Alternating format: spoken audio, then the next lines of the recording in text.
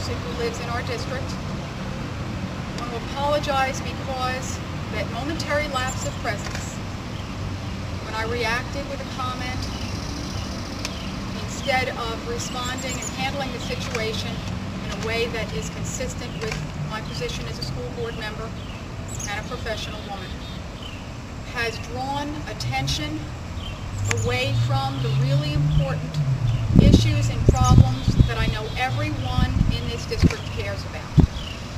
Problems that I often speak about, but I know that there is deep concern that this district thrive, and I share that. This is a school district of a $133 million budget, over 60% of which comes from state and federal money. We are striving to educate over 7,000 young people. These are the finest in New York State, and I know it. And we are doing an excellent job. The important issues that I have discussed, that I would ask the press to begin to approach, would only increase the potential for the entire Middletown and Wall Hill area to do even better in the future.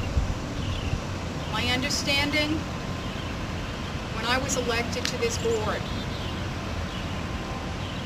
is that this was a position of a person who lives locally to be able to have some oversight, to partner with administration and the public.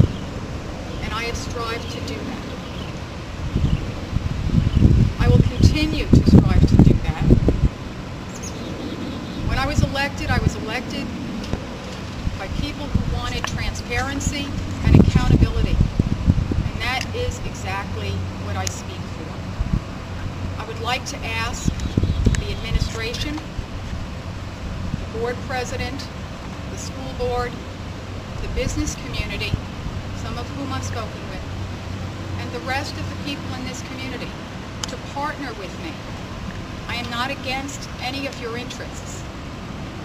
Given my background, and I worked with children and adolescents for many years, and I had a business for many years, I can contribute.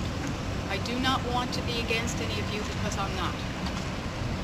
I appreciate the press giving this coverage.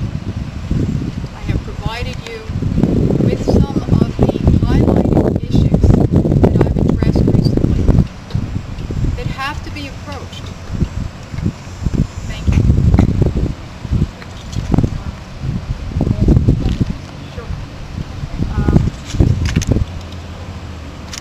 Are you going to apologize to Mr. Reed for his knowledge? I would like to say that if I had an opportunity to speak to the young man, he knows what occurred when I made that offside comment. It was an offside comment because he called me a vulgar name. He says he did not call you a vulgar name. It was overheard by other people. He was at the edge of the stage, he was raising his fists up at me, yelling as I was trying to speak.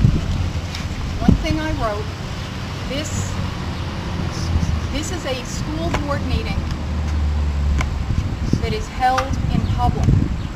Trustees have to be protected to say what they're saying when they're on point, and I was on point with the mic. Why did you choose the words? It was a reaction, and why do any of us say it was not, as I think you could see by looking at it, it was not any forethought in it. At the moment when I said it, I was trying to recall where he had been selected, to go, what college he had gone to, and I did not remember. I can ask a question, please. Do you have proof of his outburst, supposed outburst, alleged outburst? Do you have that on camera? Do you have that on film? I foiled. I submitted a Freedom of Information law for the security cameras and also all of the feed into the record of that meeting. I understand those are available. Whether a camera picked that up or not, I don't know. It was not presented on the tape, as was given to the public or to the press. Because I've heard from other people that he didn't say anything. Well, then, let me just say, then, first of all, I've been on this board now for going in my 5th year. Anyone who watched all of those board meetings or participated for the first 3 years of my being on the board knows that I never spoke out, I never misspoke, I was never, and I worked with this administration very cooperatively. This last year has been one long year of harassment, baiting, tension, and hostility in every board meeting, and I have been the prime target of that with 2 other board members. This young man attended most of those meetings all last year.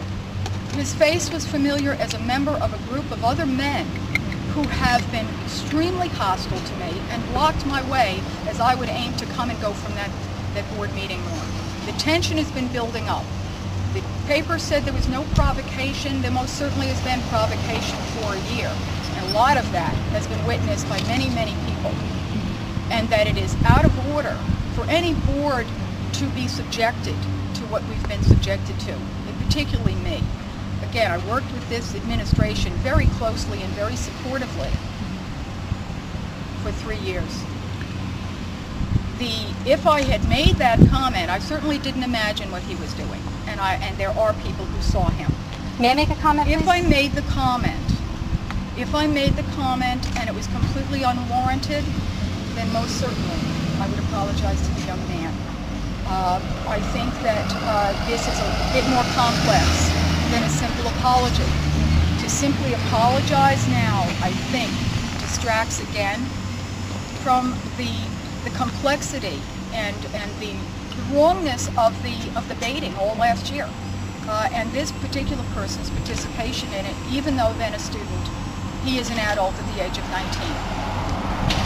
May I say something?